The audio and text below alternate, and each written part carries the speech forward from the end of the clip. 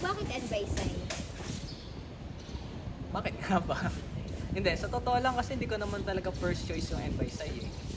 Talagang dito ako dinala nung nag-apply ako.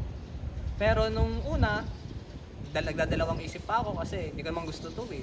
Bakit pipilitin ko sarili ko sa bagay na hindi ko naman gusto? Magsasayang ako ng taon dito, hindi ko naman pala gusto yung course. Pero yun, yung unang taon ko dito na first year, paunti-unti ko siyang naintindihan.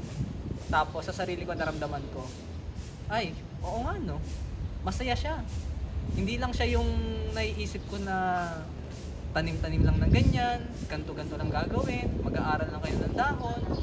Mas na-realize ko, it's much more than that.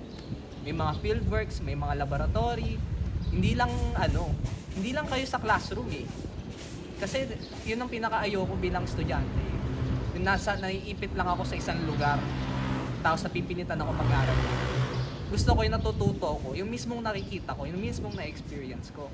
So yun ang nakuha ko sa NYSI, lalo na doon sa mga fieldworks. Kasi sa mga fieldworks, nakukuha ko yung yung mismong experience. Parang ako na mismo yung nakikita ko sa libro. Kasi sa libro, makikita mo lang yung mga litrato ng mga scientists na ginagawa nila isang bagay. Pero pag nag-fieldwork kayo, yung yung NYSI, talagang yung mismong nakikita mo sa mga science book ng mga scientists, parang ikaw na mismo kasi ginagawa mo rin yung mga prosesong ginawa nila. Tapos yung mga faculties, yung mga events, especially the faculties, mga knowledgeable sila.